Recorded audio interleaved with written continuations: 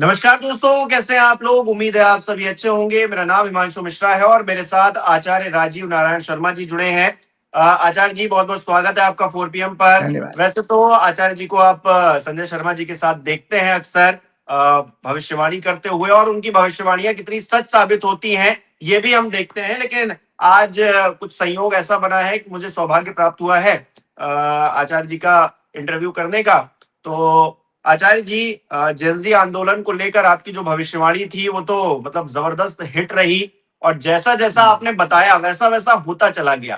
तो अब आगे क्या होना है, इस आंदोलन का भविष्य क्या होने वाला है, क्या गणना है आपकी। हाँ, देखो सबसे पहले तो अब तो एक तो दर्शकों को बता देता हूँ कि बात ये मैं तो संजय जी के साथ अपने पिछले प्रोग्राम में ही बता चुका था। मुझे स्वयं हनुमान जी ने 14 जुलाई को वहां भेजा था और 14 जुलाई पे वहां पर कोई संख्या नहीं थी, 100-150 के आसपास। तो वो सारी बातें मैं पिछले प्रोग्राम में कह चुका हूं। तो मैं तो एक आध्यात्मिक, चूंकि मैं एक आचार्य, ज्योतिष का आचार्य भी हूं, कर्मकांड में भी मैंने आचार किया है। तो उस आध्यात्मिक दृष्टि से हिमांशु हमको ये देखना चाहिए और सारे देशवासियों को देखना जानना चाहिए कि इसके पीछे कौन सी शक्ति ऐसी थी इस आंदोलन के पीछे कि जिसने नरेंद्र मोदी जी की सत्ता, और खासतौर से नरेंद्र मोदी अमित शाह जी के बारे में ये कहा जाता है कि 2002 से इन्होंने गुजरात में 12 साल और यहां भी 12 साल से ऊपर हो गए। तो एक तरफा शासन चलाया, पुलिस स्टेट चलाया है। पुलिस स्टेट का मतलब होता है जहां आप पुलिस को का ओवर यूज करके जुडिशरी को बाईपास करते हो। जैसे आप किसी का घर गिरा देते हो, बिना कानूनी प्रक्रिया पूरा किए हुए आप घर गिरा रहे हो, किसी का डिमोलिश कर रहे हो, जो आप बुलडोजर भेज करके। जबकि तरीका तो यह है कि केस लड़ना चाहिए, अपना दोनों पक्ष अपना अपना अपना पक्ष रखेंगे कोर्ट में, तब जाके डिसीजन होता। तो उसको पुलिस स्टेट कहते हैं, जहां जुडिशरी को बाईपास करके आप पुलिस के डंडे से चलाते हो, ब्यूरोक्रेसी को पीछे धकेल देते हो, मतलब आईएएस लॉबी को। और हमारे यहाँ आदित्यनाथ जी भी, योगी, उनकी भी इसी तरह की फिलॉसफी है। तो ऐसे केस में इस सरकार को ये जैन जी आंदोलन ने क्यों पीछे घुटनों पर बैठाया। और अभी भी जैसे ये जब एफआईआर वापस नहीं ले रहे थे अलग अलग स्टूडेंट्स के ऊपर अलग अलग राज्यों में, तो फिर जैन जी ने 31 जुलाई से आंदोलन की फिर धमकी दी थी, जिसके बाद उन्होंने ली। तो बार बार ये एक तरह की नैरेटिव बन गई है कि इतनी अहंकारी सरकार जो है बैकफुट पे कैसे आ गई बच्चों की वजह से। तो मैं सबसे पहले उसको आध्यात्मिक आंसर देता हूं संजय जी, वो क्या नाम है हिमांशु। आपको पता है कि हमारे प्रभु श्री राम निर्माण के समय 1900 जो मंदिर का निर्माण था उसका 1990 से आरएसएस और बीएचपी ने ये एक आंदोलन शुरू किया और जबरदस्त डोनेशन वसूला गया, उसमें भी हेराफेरी की। उसके बाद अधूरे मंदिर में प्राण प्रतिष्ठा करके इन्होंने राजनीतिक फायदा के ऑब्जेक्टिव से आरएसएस बीएचपी के लोगों का राम मंदिर बनाया और ट्रस्ट पर सब कब्जा कर लिया। उसके बाद दान पत्रों से हमने देखा हजारों करोड़ की चोरी करी है। तो और इसमें अभी आप देखो क्या नाम है हिमांशु, इसमें मुझे ऐसा लग रहा है कि जिस तरह से ट्रस्ट के ऊपर कार्रवाई करने के लिए जब सुप्रीम कोर्ट में याचिका गई, तो वहां पर भी सुप्रीम कोर्ट ने भी एक कमजोर सा डिसीजन दिया। तो वहां लग रहा है कि सुप्रीम कोर्ट भी इसमें शामिल हो रहा है। तो जब इस तरह के अधर्म बढ़ जाते हैं तो ईश्वरीय शक्ति ही काम करती है हमेशा। अब हमारे शास्त्रों में लिखा गया प्राचीन काल से कि जब तानाशाह हो या राजा कोई अहंकारी हो जाए या राक्षस कोई महाबली हो जाए, जैसे रावण, दुर्योधन या आपके कंस, बड़े बड़े नाम हमारे सामने आते हैं, तो फिर इसमें ईश्वर कोई एक ऐसी रचना रखते हैं। तो ये बच्चे जो आए थे, आप इनको ये मान के चलिए। और आपको पता है कि हमारी ये सरकारें क्या करती हैं, जो मोदी जी की और योगी आदित्यनाथ जी की, बार बार हनुमान जी का अपमान कर रहे हैं। कभी पतंग में उड़ाते हैं, कभी हनुमान जी को कुछ कह देते हैं, उनकी जाति बताने लगते हैं। तो हनुमान जी के ये सब, ये जैन जी जो है वो हनुमान जी की वानर सेना के रूप में आई और इस वानर सेना ने उस अहंकारी मोदी, योगी, शाह, आरएसएस और बीएचपी वाली जो सरकार है उसकी लंका में आग लगा दी। हनुमान जी ने क्या किया था देखिए, राम जी का साहस बढ़ाने के लिए हनुमान जी ने भी वही काम किया, उनके घर में जाकर वो ठोक पीट करके आ गए वो। तो हमारे बच्चे ने भी दिल्ली में, इनकी राजधानी में अमित शाह मोदी की नाक के नीचे जंतर मंतर पर कब्जा किया और अपनी बात मनवा के आए। ठीक है, किसी भी आंदोलन में थोड़ा बहुत छुटपुट हिंसा ये सब चीजें होती हैं, हालांकि पुलिस रवैया जो हुआ उसके विपरीत आगे मैं भविष्यवाणी करने वाला हूं क्या होने वाला है। तो इसको विशुद्ध रूप से मैं एक हनुमान जी का भक्त होने के नाते बताता हूं दर्शकों, ये हनुमान जी की क्रिया है पूरी की पूरी, हनुमान जी की योजना है, जैन जी के रूप में वानर सेना थी, उन्होंने अमित शाह मोदी की लंका में आग लगाई, जिसकी शुरुआत हो गई धर्मेंद्र प्रधान के इस्तीफे से। और अभी तो आप ये सोचिए कि आगे आगे, ये तो केवल शुरुआत है। जो अगस्त का महीना है जिसके बारे में आप पूछना चाह रहे हैं, अगस्त में 2 ग्रह चेंज हो रहे हैं। एक तो हमारा प्रोग्राम 2 तारीख का है, तो 1 तारीख को वो चेंज हो चुका है। शुक्र जो भारत की कुंडली का लग्नेश है, जो अक्सर आपके ऑफिस में स्टूडियो में है, और बोलिएगा कि उस इंडिया की चार्ट को, हॉरोस्कोप को दिखाएं, तो टॉरस लग्न की हॉरोस्कोप है, उसमें आंदोलन के घर का स्वामी भी शुक्र है और लग्न का स्वामी भी शुक्र है। वो बच्चों के घर में 5वां घर 5th हाउस होता है। दर्शकों, हमने बार बार आपके यहाँ बताया, एजुकेशन का, एजुकेशन इंस्टीट्यूशन का और बुद्धि का भी होता है, इंटेलेक्ट का भी है, इमोशंस का भी होता है। तो वहां पर यह शुक्र नीच का हो रहा है और शनि मंगल से पीड़ित होगा, क्योंकि 2 तारीख को हमारे प्रोग्राम में आज ही की रात को लगभग रात को 11 बजे या 11:30 बजे के आसपास मंगल भी राशि बदल के मिथुन राशि में प्रवेश करेगा, जो एक अपने आप में अलग घटना। और भारत की जब आजादी मिली थी उस समय भी, दर्शकों की जानकारी के लिए बता देता हूं कि लगभग 10 लाख के आसपास हिंसा हुई थी। मतलब जब जन्म 15 अगस्त 1947 को जब टॉरस लगन की कुंडली थी, उस समय भी मिथुन लगन में, आप देख लीजिएगा, ये हॉरोस्कोप है कि मिथुन मतलब 3 नंबर साइन में है मंगल, और इसी साइन में मंगल आ रहा है अभी आज रात को। तो ये मंगल जन्म की कुंडली में भी छात्रों के घर को प्रभावित करा, तो अभी भी करेगा। तो ये अगस्त का महीना बेहद बेहद खतरनाक है। और किसके लिए खतरनाक है? खासतौर से जब मैंने सारी विवेचना की तो मुझे अमित शाह की हॉरोस्कोप हाथ में लगी। उस अमित शाह की हॉरोस्कोप को मैं आज विस्तार के साथ डिस्कस करूंगा। उसमें अमित शाह जी के लिए मुझे ज्यादा कुछ संकट इसमें दिखाई दे रहा है, भाजपा के लिए भी आ रहा है, भाजपा अमित शाह के लिए ज्यादा संकट इसमें दिखाई दे रहा है। तो ये जो है आंदोलन अब यहाँ पर रुकने वाला नहीं है। अलग रूप में इस आंदोलन को अब देशवासी अलग रूप में देखने जा रहे हैं। तो सबसे पहले मैं ये रहा, इसका राइटअप जरूर शेयर कीजिएगा। जो शुक्र का मैंने राइटअप जो है अपने दर्शकों को, अक्सर मैं अपने प्रोग्राम में राइटअप इसलिए शेयर करता हूं क्योंकि मैंने हिमांशु ये बताया कि भाई हमारा कोशिश ये रहती है कि लोग अपने घरों में इसको नोट्स बनाएं, इसको ज्योतिष को एक लेक्चर के रूप में मेरे प्रोग्राम को देखें। ये मेरी कोशिश रहती है। इसलिए मैं अपनी मेहनत को, जो मेरी एनालिसिस होती है, मैं आप लोगों के साथ शेयर कर लेता हूं। तो ये 1 अगस्त को लगभग 9:28 पे ये शुक्र राशि बदल चुका है। इस समय भारत के हॉरोस्कोप का 5th हाउस कन्या उदय हो रहा था, जिसमें नीच का 9th लॉर्ड, 2nd लॉर्ड जो है, और शुक्र शनि और मंगल से पीड़ित हो रहा होगा।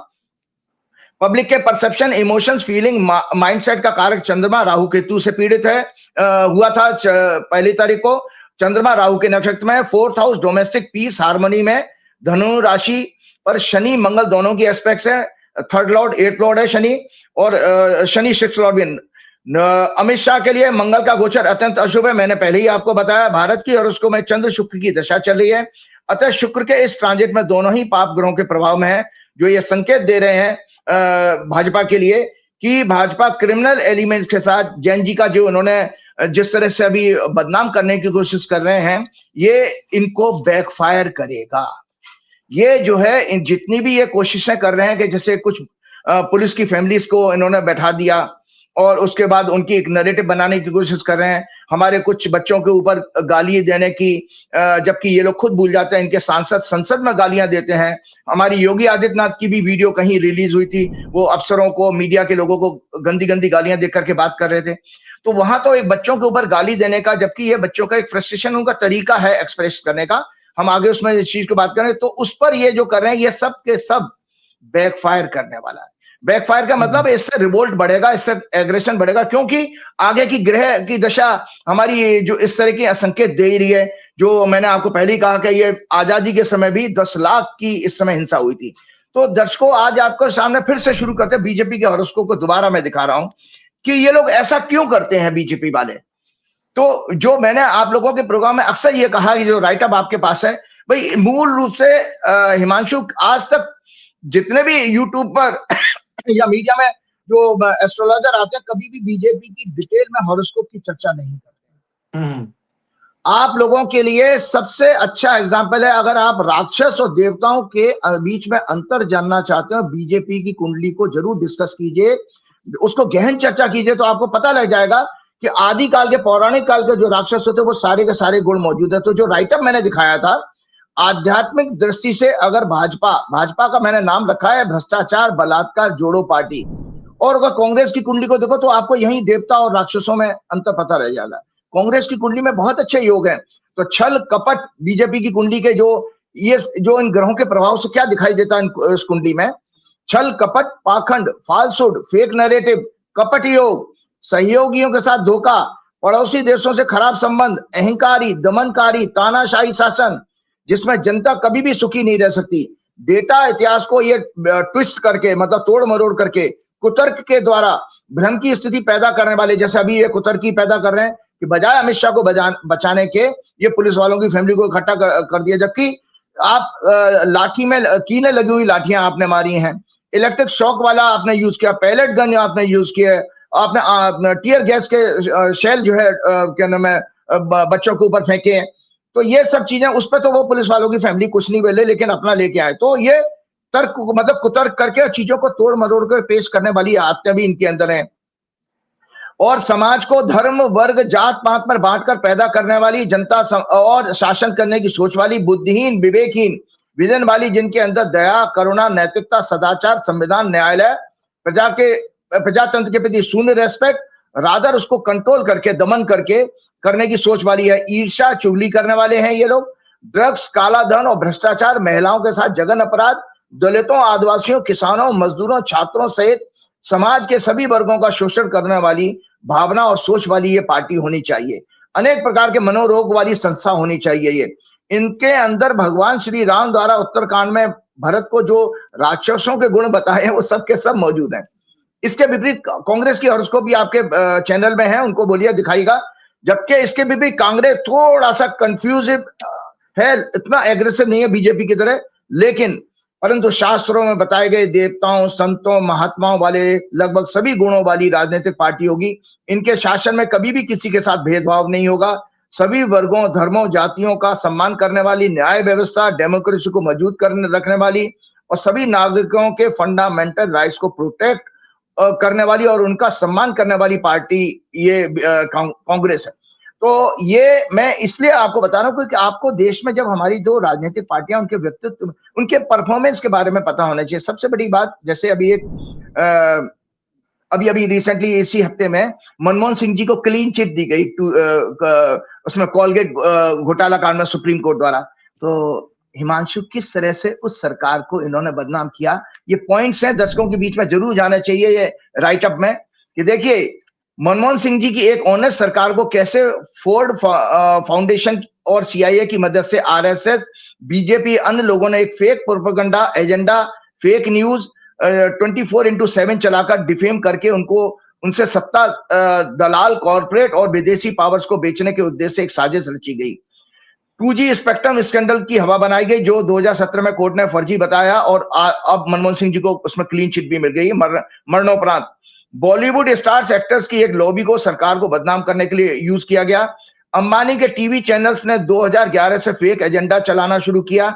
व्हाट्सएप के जरिए ग्रुप बनाकर सोसाइटीज के आंटी अंकल के जरिए यूथ और तमाम देशवासियों को फेक राष्ट्रवाद, corruption, historical facts, freedom movement को हिस्टोरिकल फैक्ट्स को तोड़ मरोड़ करके फ्रीडम मूवमेंट को के और मुस्लिम नफरत वाले नेहरू खानदान आदि पर फेक न्यूज सर्कुलेट की गई। तारक मेहता जैसे टीवी शोज चलाए गए जो वैसे तो एंटरटेनमेंट शोज थे, लेकिन उनमें भी सरकार की कमियों को एक्सपोज किया गया। मनमोहन सिंह जी की छवि खराब करने के लिए कई टीवी शोज चलाए गए। नेहरू गांधी परिवार को फेक स्टोरीज के द्वारा बदनाम किया गया। राहुल गांधी की एक कमजोर और चीप इमेज बनाने की कोशिश की गई। अहमदाबाद में एक आईटी सेल, एक वॉर रूम इसमें पूरा बनाया गया था। इसके लिए हजारों करोड़ रुपए खर्च किए गए। पाकिस्तान को सबसे बड़ा दुश्मन और चाइना को सब बड़ा दोस्त प्रोजेक्ट किया गया, जबकि यह सच है कि उसी पाकिस्तान के पीएम को मोदी ने अपनी पहली ओथ में 26 मई 2014 को इनवाइट किया था, और बिना किसी एजेंडा के हवाई यात्रा में बीच में अचानक पाकिस्तान भी ये बिरयानी खाने पहुंच गए।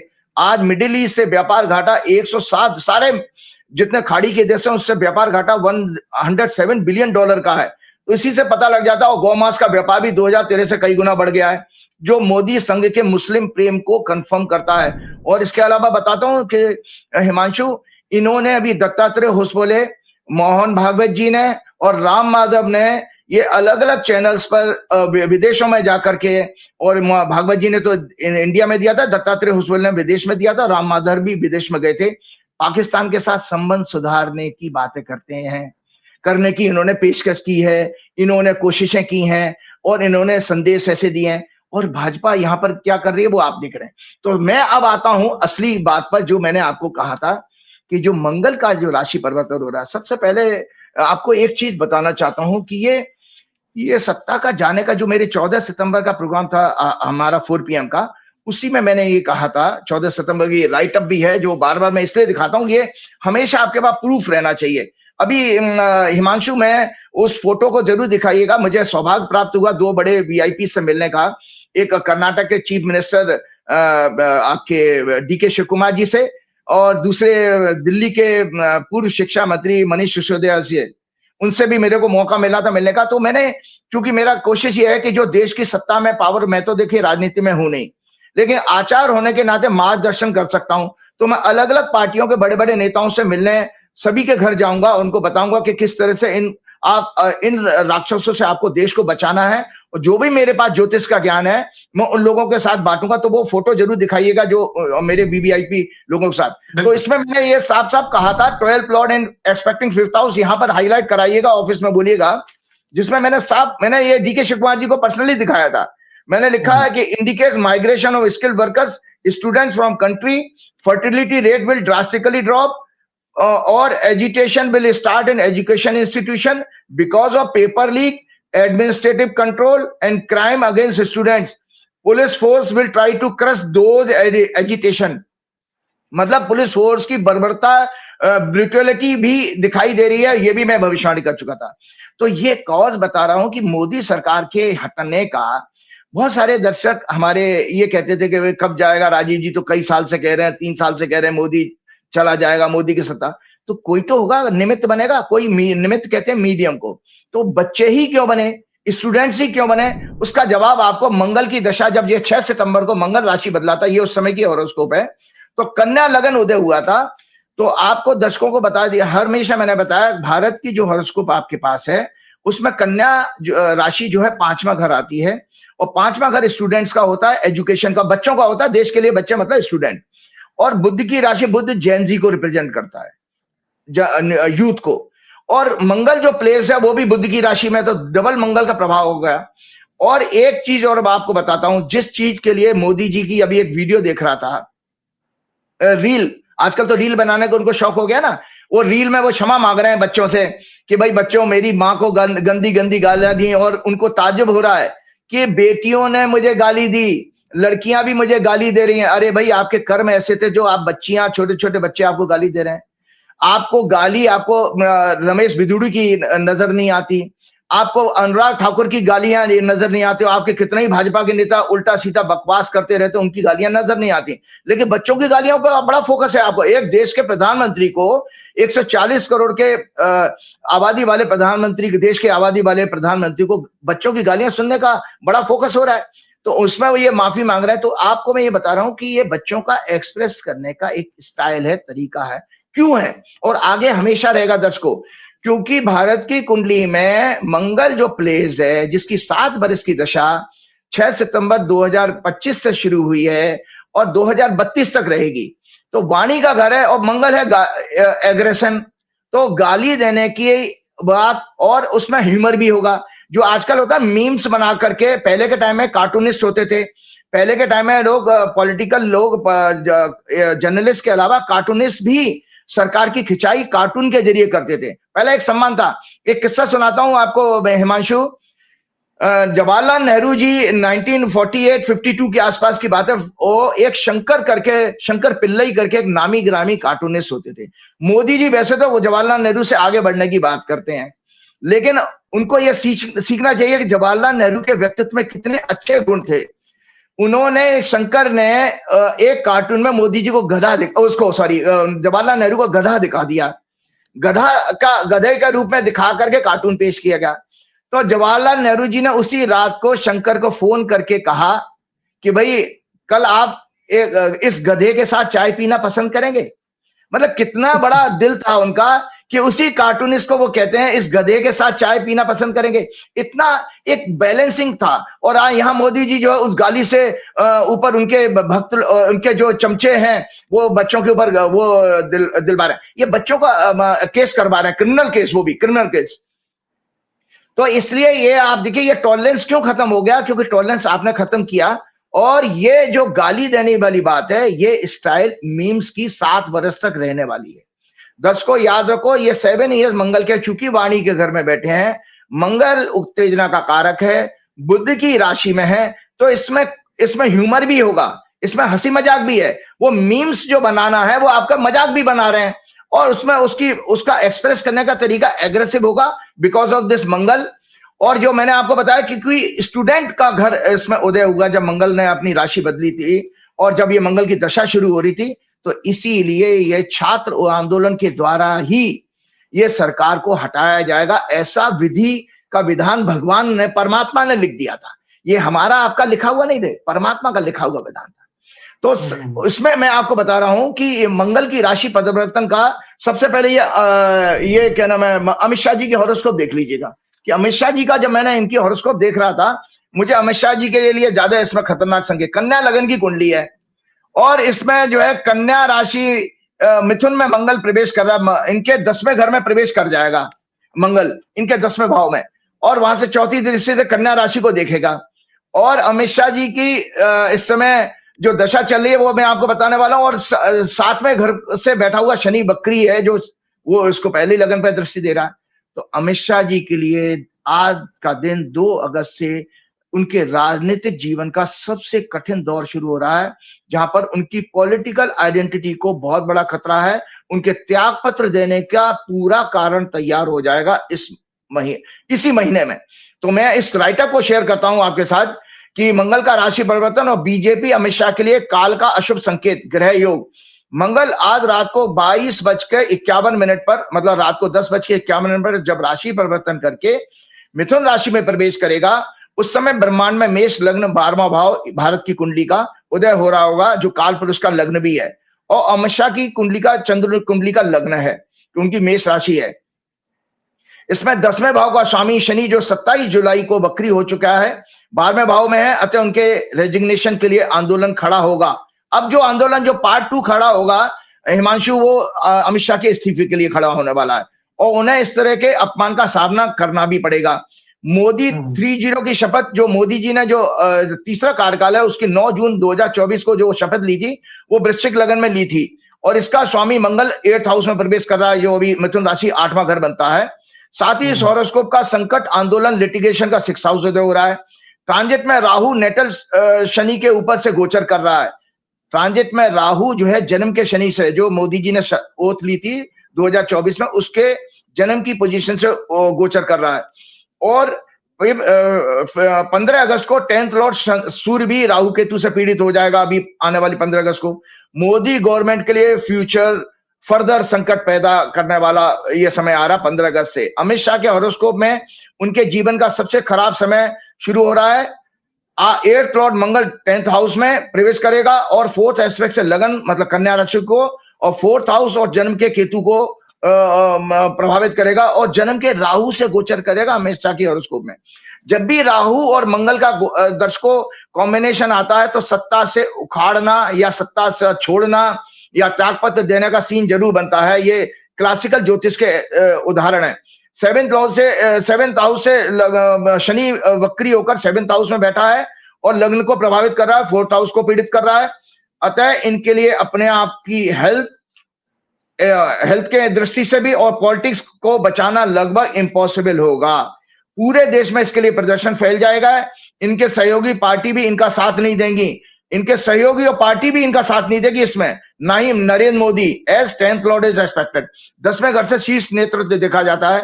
क्योंकि अमित शाह की कुंडली में 10वां घर भी पीड़ित हो रहा है, इसका अर्थ है मोदी जी भी हाथ पीछे खींच लेंगे, मतलब शीर्ष नेतृत्व और आरएसएस अमित शाह की बचाव नहीं करेंगे।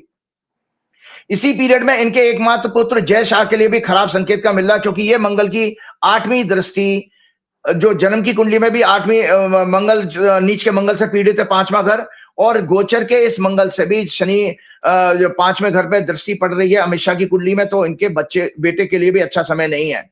मंगल इनकी हॉरोस्कोप में 64 नवांशा लॉर्ड है और जुपिटर 22 देश लॉर्ड, जो स्वास्थ्य के लिए देखा जाता है। वर्तमान दशा इनकी चल रही है जुपिटर मरकरी और 24 अगस्त 2026 से केतु की 11 अक्टूबर तक रहेगी अमित शाह की कुंडली में। बुध लग्नेश राहु के नक्षत्र में 12th हाउस में नीच के 12th लॉर्ड सन के साथ नीच के मंगल से पीड़ित हो रहे हैं। बुध और बृहस्पति आपस में शत्रु हैं और 6-8 एक्सिस में है। चंद्र कुंडली से बृहस्पति 12th लॉर्ड भी है और बुध संकट के भाव 6 का स्वामी है चंद्र कुंडली के अनुसार मेष लगन की। इनकी शनि की 7.5 भी चल रही है जो इनके जीवन में किसी बड़े परिवर्तन का संकेत दे रही है। 29 मार्च से शुरू हो चुकी है। 3 जुलाई 2026 से 20 जुलाई तक का पीरियड इनके लिए कोई अशुभ समाचार लाने वाला होगा, जो इसमें पहले ही इनके स्थिति के साथ प्रूव हो चुका है। अब मैं एक चीज और आपके बाद बताना चाह रहा था। एक हॉरोस्कोप और मैं दिखा रहा हूं कि जो बीजेपी की जो वर्षफल थी, दर्शकों देख लो, जब मुझे हिमांशु किसी घटना को देखना होता है, एक रिसर्च करने का तरीका है। हमने जन्म कुंडली से देखा, अमित शाह की कुंडली में संघर्ष देख लिया और साथ में एक वर्षफल थी एनुअल हॉरोस्कोप। जब पार्टी फॉर्म हुई थी 6 अप्रैल 1980 को, तो हर साल 6 अप्रैल आने वाली 6 अप्रैल से नए साल की, जिसको हम वार्षिक फल कहते हैं, उसको भी देखना चाहिए। तो उस कुंडली को भी जब मैंने एनालाइज किया, उसमें भी ये कुंडली इसको शेयर कीजिएगा, उसमें भी भाजपा के लिए अच्छे संकेत नहीं आ रहे हैं, क्योंकि दर्शकों को बहुत सारी चिंता है कि भाई भाजपा का क्या होगा, आंदोलन का क्या होगा। वही चीजें मैं आगे बढ़ा रहा हूँ। बीजेपी के वर्षफल से सत्ता परिवर्तन का योग, एनुअल हॉरोस्कोप 26-27 7 अप्रैल 2026 से शुरू हुई थी। बीजेपी की एनुअल हॉरोस्कोप मेष लग्न की है। लग्न में मुंता है, मुंतेस मंगल सूर्य शनि के साथ 12वें भाव, अपमान, रेजिग्नेशन, लॉस और जेल के भाव में है। शनि इस कुंडली का 10th लॉर्ड है और 12वें भाव में इसकी पोजीशन बीजेपी के मिनिस्टर्स का रेजिग्नेशन और फोर्सेबल सत्ता परिवर्तन के ग्रह योग बना रहा है। छात्रों के द्वारा, क्योंकि 5th लॉर्ड सन शनि के साथ है, जो छात्रों सत्ता में जबरदस्त टकराव की स्थिति पैदा कर रहा है। मतलब बीजेपी की जो वर्षफल थी उसमें शनि और सूर्य साथ थे। चूंकि सूर्य 5वें घर का लॉर्ड है, तो इसमें भी संकेत आ रहा था कि छात्रों के साथ टकराव कोई दिखाई दे रहा है सत्ता का। और जैन जी और युवाओं को रिप्रेजेंट करने वाला ग्रह बुध और 5th हाउस युवा, एजुकेशन, बुद्धि, भक्ति, संवेदना, इमोशन भी राहु केतु में पीड़ित हो रहे थे बीजेपी की वर्षफल में। अतः भाजपा संघ, वीएचपी का घमंड युवा शक्ति द्वारा अवश्य तोड़ा जाएगा, ये ग्रह योग स्पष्ट कर रहे थे बीजेपी की वार्षिक कुंडली में भी। 4th लॉर्ड का 8th हाउस में जाना और नीच का होना बीजेपी के क्राउन मतलब सिंहासन के छिनने का संकेत दे रहा है। 12th Lord 9th Lord Jupiter भी मंगल से पीड़ित है। 6th हाउस आंदोलन के भाव को शनि मंगल एक साथ पीड़ित कर रहे हैं। तो अब मैं एक चीज और बताना चाहता हूं। एक विषय आया था, उसके बाद एक धार्मिक टॉपिक लूंगा, फिर मैं अपना प्रोग्राम समाप्त करना चाहूंगा। कि एक राहुल गांधी ने एक वर्ड यूज किया था संसद में जिसमें बहुत ज्यादा बवाल हो गया था, इडियट और अंधभक्त। तो आज मैं इस पर हिमांशु, आज दर्शकों की नॉलेज के लिए थोड़ा सा विस्तार में बोलना चाहूंगा कि पहले तो ज्योतिष के अनुसार इडियट और अंधभक्त कैसे देखे जाते हैं, इसको मैं पहले स्पष्ट कर देता हूं। 5th हाउस जो होता है हमारा बुद्धि का होता है। मरकरी हमारा दर्शकों इंटेलेक्ट का सिग्निफिकेटर होता है, बुद्धि का कारक है। और विवेक का कारक हमारा बृहस्पति होता है। चंद्रमा हमारा मन का कारक है। तो जो मूर्ख होते हैं, इडियट की हिंदी होती है मूर्ख। तो मूर्ख व्यक्ति की कुंडली में आप देखेंगे कि 5th हाउस पीड़ित होगा। 5th लॉर्ड जो है अगर 6, 8, 12 में राहु केतु या अन्य पाप ग्रहों से प्रभाव में है, तो ऐसा व्यक्ति बुद्धि से कमजोर होता है। और उसका 5वां घर पीड़ित हो या 5th लॉर्ड भी साथ में पीड़ित हो, तो वो भी कंफर्म करता है। और साथ में बुध अगर पीड़ित हो जाए, तो ये कॉम्बिनेशन है हमारे ज्योतिष के। और अंधभक्त के क्या होते हैं? अंधभक्त बेसिकली एक आइडियोलॉजी है। अंधभक्त का मतलब यह है कि वो उसके अंदर बुद्धि तो है, लेकिन उस बुद्धि का एप्लीकेशन उसका नहीं है। वो भावनाओं में बह करके उस बुद्धि को, अपने ज्ञान को वो उसका यूज नहीं कर रहा है। ये अंधभक्त की कैटेगरी है। आगे मैं उसको विस्तार से बताऊंगा। तो अंधभक्तों की कुंडली में ये है 9th हाउस पीड़ित होगा दर्शकों। 9वां अगर चूंकि हमारा चेतना का है, जब हमारे अंदर चेतना कमजोर हो जाती है, इंग्लिश में कॉन्शियसनेस कहते हैं, और विवेक उसका स्वरूप माना गया है विजडम। तो विजडम ना होने के कारण हम किसी एक पर्टिकुलर आइडियोलॉजी को फॉलो करने लगते हैं। चाहे वो आरएसएस की आइडियोलॉजी हो या किसी भी विचारधारा हो, या किसी व्यक्ति को भगवान मानने लगे मोदी जी को, या किसी गुरु के पीछे चल पड़े, या ये हमारे बहुत सारे देवी देवताओं की भक्ति, या कोई बहुत सारे लोग साईं की भक्ति की बात करने लगे। तो यहाँ पर ये सब चीजें एक तरह से एक ही व्यक्ति को पूजने की आदत आपकी तब बनती है जब आपका 9वां घर पीड़ित होगा और साथ में बृहस्पति पीड़ित होगा। कुंडली में अगर बृहस्पति राहु केतु के प्रभाव में तो गुरु चंडाल योग बनता है, तो ये कारण माना गया अंधभक्ति का। तो मैं एक राइटअप है उसके साथ हम आगे बढ़ते हुए ये जरूर शेयर कीजिएगा। ये मैंने इसमें बनाया था कि इडियट और अंधभक्त में सामाजिक और आध्यात्मिक दृष्टि से डिफरेंस क्या होता है। सामाजिक दृष्टि से डिफरेंस, इडियट मूर्ख और बेवकूफ, Hindi. An idiot is a person who largely lacks discrimination, विवेक शक्ति कमजोर होती है, common intelligence and the ability to make sound decision. He makes mistakes simply because he does not understand. समाज में वह अक्सर हंसी मजाक का विषय बना रहता है या उपेक्षित रहता है। उसकी प्रत्येक हरकत उसे व्यक्तिगत स्तर पर नुकसान पहुंचाती है, but he is rarely able to form organise group और movements. His foolishness is usually passive in nature. और अंधभक्त क्या होते हैं? Blind followers. A blind follower और devotee may possess intelligence and understanding, yet he holds such intense and unconditional loyalty towards a person, ideology, party, guru or symbol that he refuses to accept logic, facts, reasoning or criticism. His devotion is called blind because he follows with closed eyes. सामाजिक रूप से और राजनीतिक रूप से ये कहीं अधिक शक्तिशाली और डेंजरस होते हैं अंधभक्त। जितने भी तानाशाह जो हैं अंधभक्त पैदा करते हैं, उसके बाद देश पर कब्जा कर लेते हैं। तो इसलिए ये साफ साफ कहा गया है शास्त्रों में कि सामाजिक और राजनीतिक रूप से सबसे बड़े दुश्मन ये अंधभक्त ही होते हैं। इसलिए भगवान किसी को भी भूल के भी अंधभक्त ना बनाए, मूर्ख बना दे ज्यादा अच्छा, अंधभक्त ना बनाए।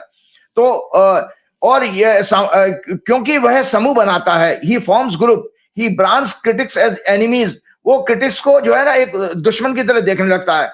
वह तथ्यों को तोड़ मरोड़ करके डिस्टॉर्ट करके पेश करता है। Sometimes he even resorts to pressure और वायलेंस।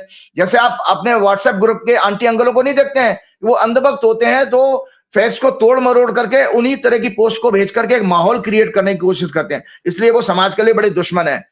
इडियट अकेला नुकसान पहुंचाता है, याद रखो, मूर्ख अकेला नुकसान पहुंचाता है और अंधभक्त सामूहिक रूप से कलेक्टिवली, मैंने कहा ना पूरे देश और समाज को बर्बाद कर देते हैं अंधभक्त। अंधभक्त कलेक्टिवली समाज की सोच और क्वालिटी ऑफ डिबेट को इन्फ्लुएंस कर सकता है।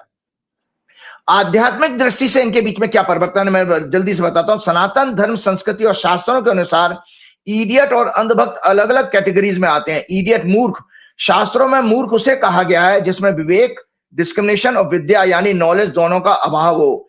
गीता, उपनिषद और योग, वशिष्ठ, रामायण आदि ग्रंथों में बार बार कहा गया है कि बिना विवेक ज्ञान के मनुष्य पशु समान, जानवर के समान होता है। An idiot neither moves towards knowledge nor towards true devotion. He stands far away from the spiritual path. और ब्लाइंड फॉलोअर्स के बारे में हमारे शास्त्र क्या कहते हैं? भक्ति स्वयं बहुत हाई स्टेट की अवस्था मानी गई है, टोटल सरेंडर। लेकिन जब भक्ति में श्रद्धा हो परंतु विवेक ना हो, जिस भक्ति में श्रद्धा तो है लेकिन विवेक नहीं है, तो वो अंधभक्ति कहलाती है। तो वो व्यक्ति अंधभक्ति कहलाता है। सच्ची भक्ति में 3 रिक्वायरमेंट होती हैं दर्शकों: श्रद्धा, डीप फेथ, विवेक, एबिलिटी टू डिस्टिंग्विश राइट और रॉन्ग, नॉलेज या कम से कम जिज्ञासा, जेन्युइन इंक्वायरी होनी चाहिए। नॉलेज है या एक जिज्ञासा। भगवान ने गीता में 4 प्रकार के भक्त बताए हैं: आर्थ, अर्थार्थी, जिज्ञासु और ज्ञानी। उसमें भगवान ने ये कहा आर्थ वो भक्त होते हैं जो हमेशा रोते रहते हैं, हमेशा कंप्लेन करते रहते हैं, कोसते रहते हैं चीजों को, परिस्थितियों को। और अर्थार्थी जो होते हैं हमेशा वो धन पशु होते हैं, वो बार बार हर चीज में पैसा और भगवान को प्रसाद लगा दूंगा ऐसा लालच और भगवान को भी ब्लैकमेल करने की कोशिश करते हैं। तीसरे होते हैं जो इंक्वायरी करते हैं कि मैं कौन हूं, भगवान क्या है, सो वो जिज्ञासु कहे गए। और चौथे ज्ञानी होते हैं जिन्होंने भगवान को रियलाइज कर लिया है। तो ईश्वर ने अर्जुन को बताया कि अर्जुन, 4 प्रकार के भक्तों में मुझे ज्ञानी सबसे ज्यादा प्रिय है, जिन्होंने मुझे जान लिया है, जिन्होंने मुझे पा लिया है। तो मैं आगे बढ़ता हूं। अंधभक्त में पहली चीज तो बहुत स्ट्रांग और प्रबल होती है, मतलब श्रद्धा तो होती है, लेकिन दूसरी और तीसरी चीज वीक होती है या टोटली मिसिंग होती है। As a result, in the name of guru, deity और ideology, he can fall into superstition, blind imitation and sometimes hypocrisy, पाखंड में। रामकृष्ण परमहंस, स्वामी विवेकानंद और शंकराचार्य जैसे महान संतों ने कहा कि faith is good but blind faith is not good. Foolishness is ignorance, blind devotion is a distorted form of भक्ति that arises from the absence of knowledge. Both are undesirable, but blind devotion is more subtle and can possess a greater effective danger to society. हो क्या रहा है आपको बताऊं कि ये जो अंधभक्त हैं, क्या नाम है, आरएसएस द्वारा इस तरह के भक्तों को पैदा किया जाता रहा है। क्यों? लास्ट 100 ईयर से मूर्ख अंध भक्तों की जनसंख्या देश में बढ़ाई जा रही है, जो यूएसए इजराइल के साथ मिलकर एक विदेशी साजिश है जो भारत की धर्म, संस्कृति, ज्ञान के मूल स्वरूप को नष्ट करके एक पाखंड और इग्नोरेंस की संस्कृति के रूप में इसको जो है पेश किया जा रहा है। पूरे भारत के वजूद को खत्म करने का प्रयास है भारतवर्ष का। और मैं अब आपको बता रहा हूं कि आप खुद स्वयं चिंतन करें। मेडिकल साइंस में एक रिपोर्ट और आई थी, इसके साथ प्रोग्राम को मैं जल्दी समाप्त करना चाहूंगा। मैनी मेडिकल रिसर्चर्स के अनुसार जब हम लगातार fake news articles, distorted facts, speech, seminar, social media post, reels और mainstream media, print, TV द्वारा एक सर्टेन पार्टी, लीडर्स, ऑर्गेनाइजेशन की आइडियोलॉजी का प्रोपेगेंडा देखते रहते हैं, तो इससे हमारा कॉग्निटिव रिफ्लेक्शन टेस्ट, सीआरटी का स्कोर कम होने लगता है। अर्थात हमारे ब्रेन का मिडिल पोर्शन, एमिग्डाला और लिम्बिक सिस्टम, जो कॉग्निटिव फ्लेक्सिबिलिटी के लिए रिस्पॉन्सिबल होता है, वह हाइपर एक्टिव होकर के ओवरलोड हो जाता है, जिसके कारण हमारा ब्रीदिंग पैटर्न चेंज होकर हमारा डिस्टर्ब भी हो जाता है और स्ट्रेस हार्मोन हमारा बॉडी रिलीज करने लगती है। Lack of supply of oxygen हो जाती है ब्रेन में। हमारे ब्रेन के सबसे बड़े पार्ट जिसे फ्री फ्रंटल कोर्टेक्स कहते हैं, पीएफसी, जो बिहाइंड फोरहेड होता है, माथे के पीछे, इसमें ब्रेन की muscles begins to shrink. Muscles जो है श्रिंक होना शुरू हो जाते हैं हमारे ब्रेन की, जो अच्छे बुरे का ज्ञान देता ब्रेन का वो वाला हिस्सा। और इस जिसके कारण हमारी एनालिटिकल थिंकिंग कम होने लगती है और हम इंट्यूटिव थिंकिंग या एंटीसिपेट, बिना सोचे समझे एक धारणा बनाने लगते हैं, करने के हैबिचुअल हो जाते हैं। फिर हमारी कॉम्प्लेक्स प्रॉब्लम को सॉल्व करने की, चैलेंज को फेस करने की, उन्हें माइन्यूटली समझने की एबिलिटी कमजोर हो जाती है, एनालिटिकल एबिलिटी जिसको कहते हैं विजडम। इसके बाद हम इमोशनल इश्यूज या भावनाओं के वश में आकर बाहरी खतरों के प्रति एक तरह की प्रतिक्रिया देने लगते हैं, जो कट्टरता, अंधविश्वास को बढ़ावा देती है और हमारे एक तरह के विचार या धार्मिक भावनाओं और रिएक्शन उसमें तीव्र हो जाते हैं। ब्रेन में हिपोकैम्पस में मसल श्रिंक होने लगती है, वो ब्रेन जो केमिकल रिएक्शन के कारण। प्रीफ्रंटल कोर्टेक्स जो हेल्दी ह्यूमन में लगभग 35 से 40% होता है, इसे ब्रेन का लॉजिक फिल्टर कहा जाता है। यही ब्रेन का वो पार्ट है जो हमें जानवर से इंसान बनाता है। इसी मेडिकल रिसर्च के अनुसार कुत्ता, गधा, सुअर में ये लॉजिकल फिल्टर प्रीफ्रंटल कोर्टेक्स केवल 5% होता है। मतलब आदमी में, मनुष्य में तो 35 से 40% है, लेकिन डॉग, क्या नाम है, गधा और सुअर में, पिग में जो है 5% होता है। इसलिए जानवर एक तरह के इंस्ट्रक्शंस और इमोशंस को फॉलो करके अपनी प्रतिक्रिया देने लगते हैं। आरएसएस की शाखाओं में स्वयंसेवकों, डिस्टॉर्टेड हिस्ट्री, स्क्रिप्चर्स, रिचुअल्स और other fake information continuously 365 days 24/7 feed किए जाते हैं, जिनके कारण इनका लॉजिकल फिल्टर 35% से कम होकर 5% वाले जानवरों की कैटेगरी में चला जाता है।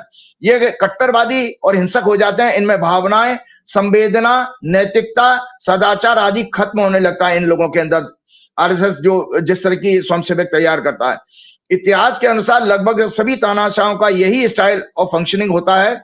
आरएसएस को यह प्रेरणा इटली के तानाशाह मुसोलिनी और चाइना की कम्युनिस्ट पार्टी से मिली और वर्तमान में इजराइल से भी। अब देशवासी प्रोग्राम का खत्म करते हुए हैं, इस पर चिंतन जरूर करें। ये राइट अप है। देशवासी चिंतन करें कि अंधभक्त 5% कैटेगरी वाले पशु समान क्यों हैं। अगर ये राम भक्त होते तो प्रभु श्री राम के मंदिर निर्माण में दान और चंदा चोरी पर बोलते।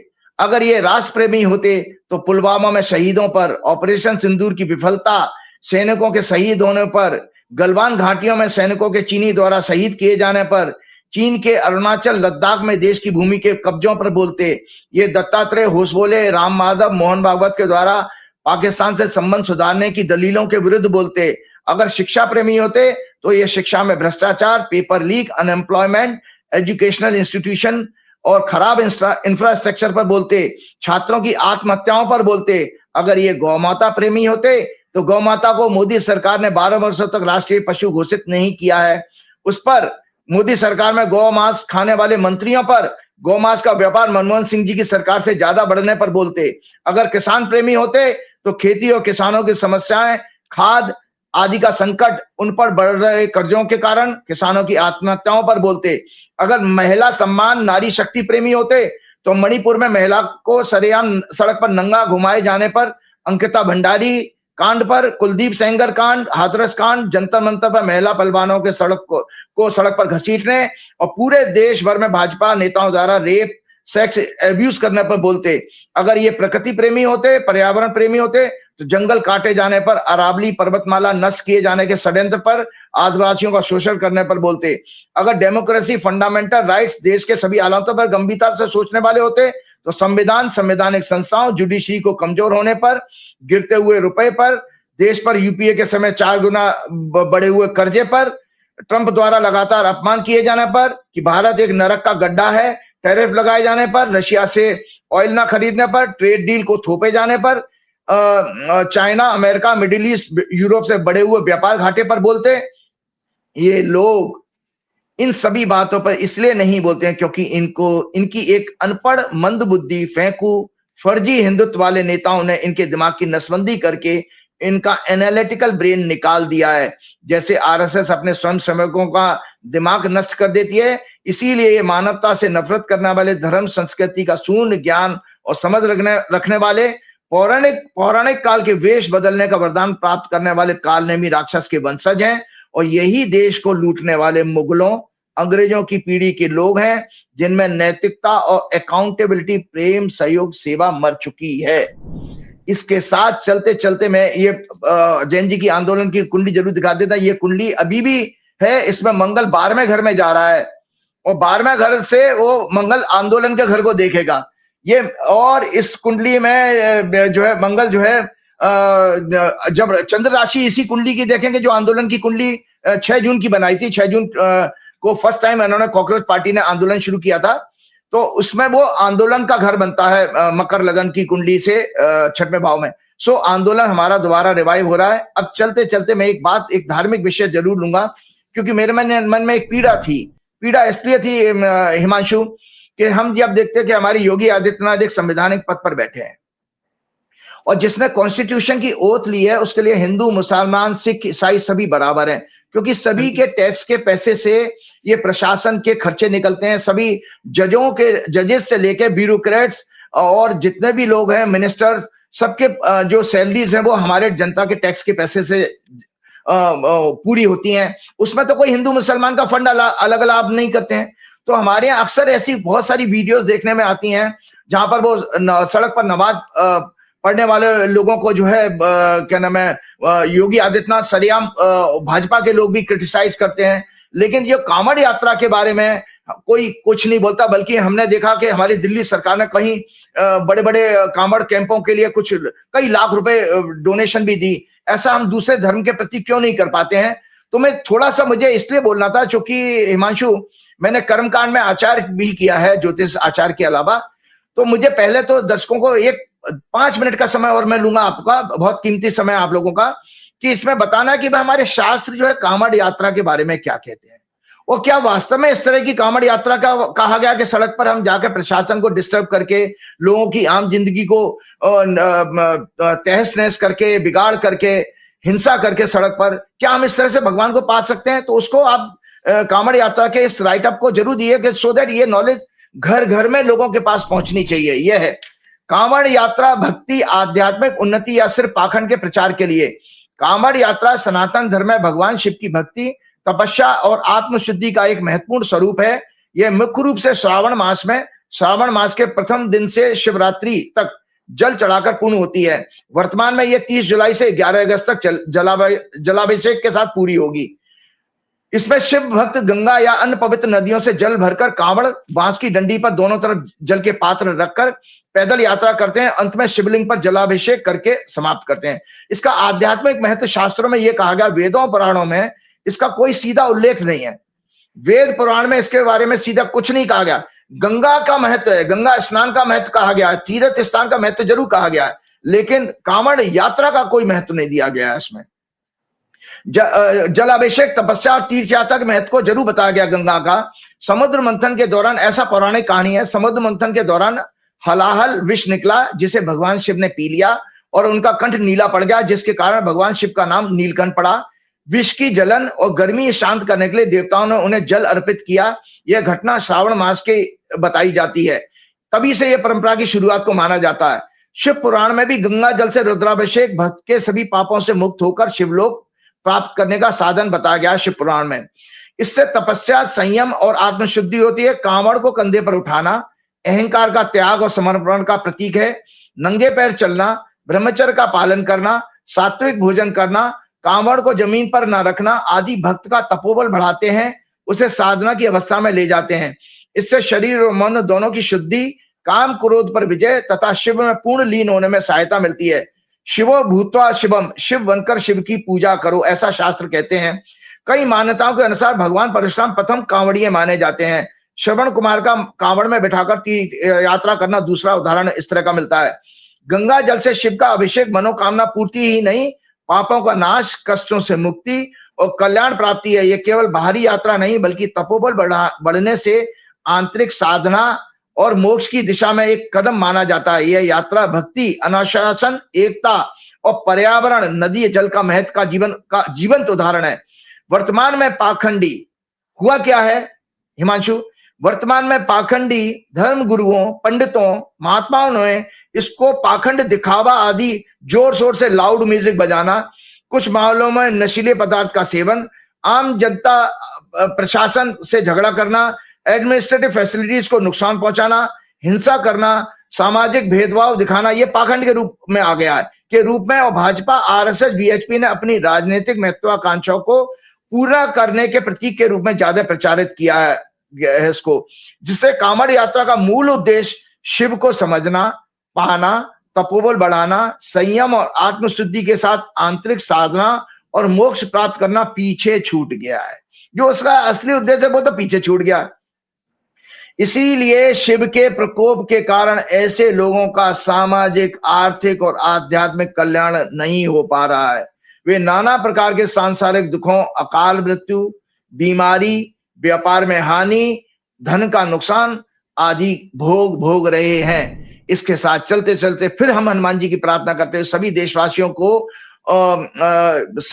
के लिए प्रार्थना करेंगे, हे प्रभु इन बच्चों के ऊपर आशीर्वाद रखिए और इन अहंकारी काल नेमी राक्षसों के वंशजों को आपने पूर्व काल में काल नेमी राक्षस का अंत किया था, तो इनके वंशजों का भी आप ही अंत करेंगे। तो हनुमान जी की प्रार्थना करते हो, श्री गुरु चरण सरोज रज निज मन मुकुर सुधार, वर्ण रघुवर बिमल जसु जो दायक फल चार, बुद्धिहीन तनु जान के सुमरो पवन कुमार, बल बुद्धि विद्या देव मोह हरौ कलेश विकार। जय श्री राम, जय हनुमान। जय श्री राम। और आचार्य जी बहुत बहुत धन्यवाद आपका, बहुत बहुत शुक्रिया। आपने जानकारी भी दी और भविष्यवाणी भी की। हालांकि आपकी जो भविष्यवाणियां हैं वो किस तरह से सच साबित होती रही हम सबने देखा। हालांकि कुछ लोग लांछन भी लगाते हैं, बदनाम करने की कोशिश भी करते हैं, उनको भी हम देखते रहते हैं। खैर, उनका जो काम है वो करते रहेंगे, हमारा जो काम है हम करते रहेंगे। हम अपनी राह पर चलते रहेंगे, देश को आगे बढ़ाने के लिए, देश की तरक्की के लिए लगातार हम लोग तत्पर रहेंगे। बहुत बहुत धन्यवाद आचार्य जी, आपने समय दिया। और हमारे जो दर्शक हैं वो कमेंट करके बताएं कि उनको ये प्रोग्राम कैसा लगा और जो आचार्य जी की भविष्यवाणी है उसको लेकर उनका क्या कहना है। बहुत बहुत धन्यवाद।